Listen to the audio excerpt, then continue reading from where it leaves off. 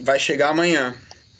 Eu vou colocar um repetidor de sinal quando eu estiver aqui fora. Meu sinal tá cheio, mas caiu. Não sei se foi a internet ou se foi algum outro motivo.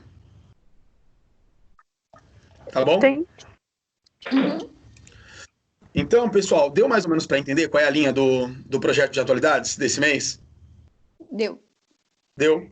Beleza. Ótimo. Então, espero que vocês assistam a aula e eu vou marcar com vocês uma atividade pelo Skype para a próxima semana, se não na semana que vem, na outra. Nós não necessariamente precisamos ter aula de atualidades via Skype toda semana. A gente pode ficar, caso vocês tenham alguma dúvida, via WhatsApp mesmo, vocês podem me chamar no particular, tá bom? Beleza? Então, tá joia. Eu gostaria de adiantar a nossa aula de história. Então, eu gostaria de mostrar para vocês alguma coisa sobre o que a gente vai falar e está falando em história. Deixa eu só ver aonde que eu compartilho a tela. Ver se vocês conseguem iniciar compartilhamento. Ver se vocês conseguem visualizar, por favor, o PowerPoint que eu estou para vocês. Vocês estão conseguindo ver esse PowerPoint que eu estou mostrando ou não? Aham. Tá dando para mim. Então, para não ficar só na videoaula, eu gostaria de compartilhar com vocês um ou dois slides e dar uma comentada em relação à nossa aula de história, que o tema é a Inglaterra no século XVII, tudo bem? Eu gostaria muito que vocês entendessem que a Inglaterra, ela tem uma formação no século XIII. Tem alguém puxando um móvel aí. E essa formação da Inglaterra, ela é uma formação diferente dos demais países da Europa. Gente, isso aparece muito no Enem, tá? O absolutismo é um tema muito importante na prova do Enem. E o que eu gostaria como eu gostaria de comparar com vocês a Inglaterra em relação aos demais países absolutistas da Europa? A maioria dos países absolutistas da Europa, eles têm um absolutismo despótico. O que significa isso? A vontade do rei, a cultura do rei, a influência do rei, ela é total no país. Então, significa que os reis europeus, durante os séculos XV até o século XVIII, eles tinham muito poder. Todo o poder estava concentrado nas mãos deles. Uma exceção para isso é a Inglaterra, porque desde muito cedo, lá em 1215, houve um documento assinado pela nobreza e pelo clero da Inglaterra, chamado Magna Carta. Essa Magna Carta, ela basicamente é um documento que limita o poder do rei. Ou seja, na Inglaterra, os reis nunca tiveram um poder absoluto. Eles tinham que consultar o parlamento. O parlamento é dividido por duas classes sociais. A Câmara dos Lordes, e em geral compõe então a nobreza e o clero, e a Câmara dos Comuns, que em geral compõe a burguesia, os comerciantes, os banqueiros, mercadores, artesãos de oficina, artesãos e tal. Em geral, a burguesia, até o século XVI, ela não tinha muito poder. Só que a partir do século XVI... Vocês estão me ouvindo? Uhum. Ah, desculpa, achei que tinha sumido. A partir do século XVI, a burguesia começa a ter muito poder. Então, assim, algumas coisas para diferenciar a Inglaterra dos outros países. Na Inglaterra, sempre houve, então, uma certa limitação ao poder real. Através do quê? Através do parlamento. O parlamento existe desde essa data, desde 1215, até hoje. Então, até hoje, a Inglaterra tem esse parlamento. Lá, a rainha Elizabeth II, né, com seus 218 anos, né, ela não tem poder de decisão, ela tem poder de consulta. Ela pode dar uma opinião, ela pode sugerir alguma coisa, mas não é ela quem decide. Quem decide é o Aquele primeiro-ministro que estava infectado com Covid-19, vocês viram?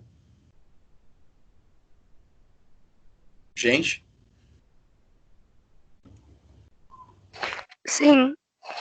Então, o atual primeiro-ministro da Inglaterra é Boris Johnson, se não me engano, né? É ele quem toma as decisões na Inglaterra. Ele tá, inclusive, infelizmente, ele estava internado, se não me engano, saiu ontem do hospital da UTI com Covid-19. Propriamente, olhando para esse slide que vocês estão vendo aí na tela, a Revolução Puritana nada mais é do que uma guerra civil, tá? É uma guerra civil que colocou de um lado o parlamento, os burgueses, a burguesia, e do outro lado colocou a corte, colocou o rei da Inglaterra, que na época era o Carlos I. E esse Carlos I, ele tentou, vamos dizer assim, subjugar o parlamento e meio que rasgar essa Magna Carta que dava alguma limitação para o poder dele. Ele não queria ter limitações, ele queria governar de forma despótica, de forma absolutista. Nesse período, por volta de 1628, ele fechou o parlamento, porque ele não queria mais ouvir o parlamento, ele queria tomar decisões por conta própria, e isso, obviamente, começa a gerar uma conspiração contra ele, uma conspiração de uma possível guerra civil. Em 1640, a Inglaterra estava tendo que resolver um problema com a Escócia, porque, lembrem disso, a Grã-Bretanha, que hoje nós chamamos de Reino Unido, é a união de 4 países dominados pela Inglaterra. Então nós temos País de Gales, Irlanda do Norte, Escócia e Inglaterra. Tudo bem? Por volta desse período de 1630, 1635, a Escócia tinha entrado em uma guerra porque a Escócia é um país predominantemente católico. E a Inglaterra tinha se tornado um país anglicano, que é uma religião que foi criada pelo rei Henrique VIII em 1534. Se tiverem alguma dúvida, depois vocês assistem a videoaula. E aí, para vencer essa guerra, o rei pediu ajuda financeira para o parlamento. Como o parlamento estava insatisfeito com o rei, o parlamento acabou, então, dando um não para o rei, dizendo que não iria apoiar, que não iria pagar impostos, e o rei, então, fechou esse parlamento. E por conta desse motivo começou uma guerra civil. Essa Revolução Puritana, ela nada mais, nada menos é do que uma guerra civil do parlamento contra o rei Carlos I. Tudo bem? Tudo bem, gente? Sim. Ficou alguma dúvida sobre isso?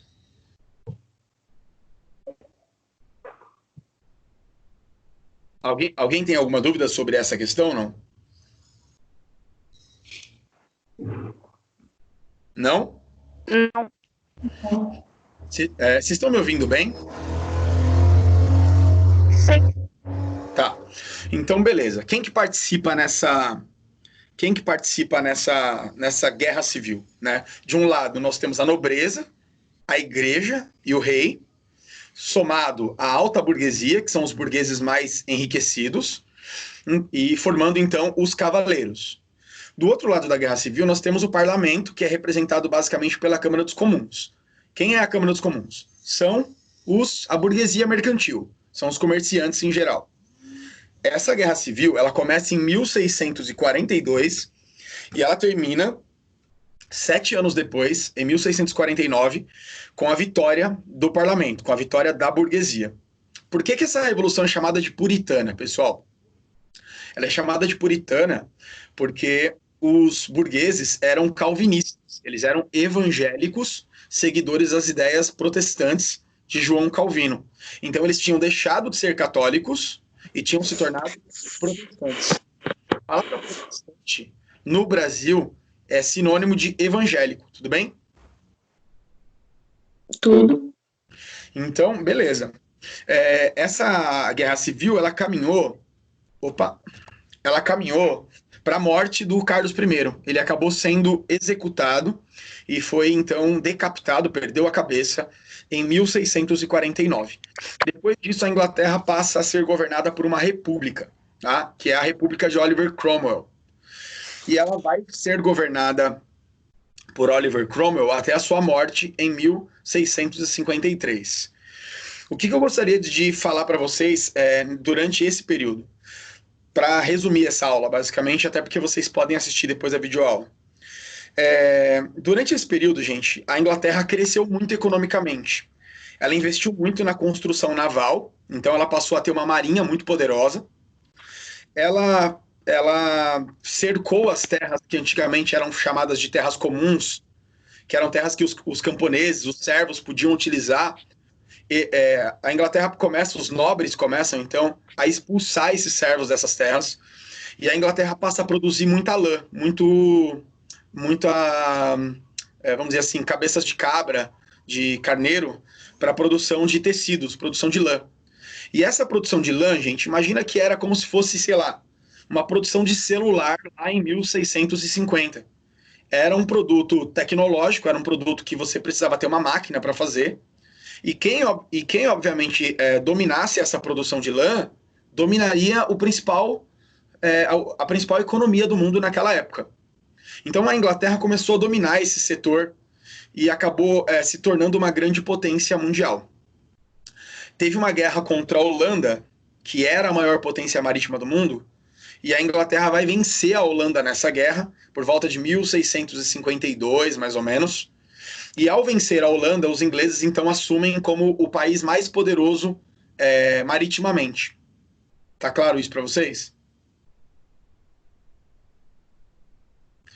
E a partir disso, a Inglaterra começa a se desenvolver de uma forma muito forte, tanto na navegação quanto na industrialização. Não dá para chamar de industrialização ainda. Nós ainda estamos falando em manufatura, porque ainda não existiam fábricas, ainda não existiam máquinas modernas. Mas a Inglaterra já está caminhando para aquilo que será a Revolução Industrial. Tudo bem? E aí, para fechar esse conceito, eu gostaria de dizer para vocês que, ao mesmo tempo, por causa de todas essas guerras, muitos protestantes, muitos evangélicos estavam sendo perseguidos pelo rei Carlos I. Esses evangélicos que estavam sendo perseguidos, muitos deles optaram por sair da Inglaterra e viajar para a América do Norte. Tá? A Inglaterra, no finalzinho do século XVI, com a Rainha Elizabeth I, ela começou a colonizar o norte dos Estados Unidos, que na época, obviamente, não eram os Estados Unidos, então nós chamamos de 13 colônias da América do Norte, colônias inglesas da América do Norte. E quem que veio trabalhar nessas colônias da América do Norte? Muitos deles, a maioria, eram evangélicos, eram puritanos, calvinistas. E também vieram alguns judeus, porque os judeus também eram perseguidos na Europa nesse período e eram perseguidos na Inglaterra nesse período. Então vejam que essa guerra, a Revolução Puritana, que foi uma guerra civil muito sangrenta, ela acabou então dando origem ao que hoje são os Estados Unidos da América e o Canadá. Os Estados Unidos e o Canadá basicamente são formados por essa população, ingleses que fugiram da guerra e da perseguição durante a Revolução Puritana. Tudo bem? Deu para entender esse conceito, gente? Deu. Então, beleza. Para terminar essa aula, eu só gostaria de dizer para vocês o seguinte, tá? Como que acabou essa história? Essa história acabou com a morte do Oliver Cromwell em 1653. O filho dele, Robert Cromwell, assumiu, mas ele não tinha a mesma capacidade política que o pai, então ele acabou sendo obrigado a deixar o governo. O parlamento e o exército acabaram depondo ele do poder, e começou uma nova guerra civil na Inglaterra. Para evitar essa guerra, porque a burguesia estava preocupada em crescimento econômico, estava preocupada em ganhar dinheiro, em colonizar a América do Norte e por aí vai, o parlamento e o exército escolheram mais uma vez os Stuart para voltar ao poder. Aí o filho do Carlos I, que é chamado de Carlos II, ele foi convidado a voltar para o poder. Só que quando ele voltou para o poder, até por uma questão de vingança, ele tentou retomar o poder que os reis tinham na Inglaterra. Por esse motivo, o parlamento e o exército se opõem contra ele, ele é deposto e o poder vai para a mão do filho dele, que era o Jaime II. Esse Jaime II, de novo, ele tenta ter poder absoluto na Inglaterra. E aí ele acaba sendo perseguido novamente, então, pelo parlamento e pelo exército. Ele foge basicamente para a Escócia. E o que o parlamento consegue fazer, que é chamado de Revolução Gloriosa? O parlamento consegue convencer o Guilherme de Orange, que era um rei das províncias baixas da Europa, tipo da região dos Países Baixos hoje em dia, Holanda, Bélgica, alguma coisa nesse sentido. E aí o parlamento e o exército convencem Guilherme de Orange a se tornar rei da Inglaterra e casando com a filha do Jaime II. Isabel, se não me engano, é Isabel Stuart, não lembro agora. Mas qual é a diferença desse absolutismo? Nossa, professor, peraí, os caras fizeram uma guerra para tirar um rei e agora vão colocar outro rei no poder? Tem uma questão. Esse rei que o parlamento estava convidando agora a governar, Guilherme de Orange, ele vai ser coroado Guilherme I, ele não teria mais poderes absolutos. Ele seria o rei, mas ele governaria em nome do parlamento. Deu para entender? Deu para entender, segundo? Deu. Então, basicamente, a Inglaterra, em 1688 e 1689, a Inglaterra se torna o primeiro país em que a burguesia passa a ser a força política principal. O rei deixa de ter poder e nós temos agora um poder representado por uma maior camada social chamada burguesia. Nós podemos dizer que a Inglaterra inaugura o iluminismo. A Inglaterra inaugura as revoluções burguesas do século XVIII. Depois vai ter a independência dos Estados Unidos, vai ter a Revolução Francesa, vai ter a independência dos países da América, inclusive o Brasil. Todas essas revoluções, elas são conhecidas como revoluções burguesas. E o primeiro país a fazer isso e a dar esse exemplo foi a Inglaterra, então, com a Revolução Gloriosa. E o fato de nós chamarmos de Revolução Gloriosa é o fato de não ter havido guerra. Não precisou ter guerra. O Guilherme I, ele aceitou ser um rei sem poderes. Ou seja, ele é um rei que acaba sempre seguindo as direções que o parlamento quer. Assim como é hoje, né? A Elizabeth II, ela é rainha, mas ela não tem poder de decisão na Inglaterra. Ficou claro para vocês? Aham. Vocês querem perguntar alguma coisa? Não. Tranquilo? Suave. Beleza. Tem algum exercício da apostila, só para a gente encerrar essa aula, que vocês ficaram com alguma dúvida? Não. Acho que não. Não? Não. Beleza. Tá bom. Gente, só para eu saber, quantas pessoas estão na sala? Sei. Não sei. 6 pessoas. Tá gravado, né? Como eu aperto para ver todo mundo, vocês sabem? Não. Não. Deixa eu ver se eu consigo achar alguma coisa aqui. Tem um maisinho ali, ó. Ah, não, no seu não tem. Eu ainda estou compartilhando a tela com vocês? Tá. Sim. Ih, Estamos gravando essa aula, então eu acho que não tem muito problema. Gente, deu 18 minutos de aula, mais aqueles minutos até eu cair. Eu estou à disposição de vocês para qualquer dúvida. Na próxima aula a gente vai fazer só correção, tá bom? Eu queria ter experimentado. Ficou visível, ficou bacana para vocês o slide que eu mostrei, não? ficou. Tá, eu queria experimentar esse recurso de compartilhar a tela, porque aí algumas aulas eu não preciso gravar videoaula, eu posso fazer aula direto com vocês. Eu acho que vocês podem tirar dúvida ao vivo, não sempre, mas pelo menos de vez em quando, acho que dá pra gente usar a aula direto pelo aplicativo. Uhum. Tá bom? Beleza. Gente, eu estou à disposição, dúvidas me procurem e até a próxima aula. Até. Valeu. Tchau, tchau.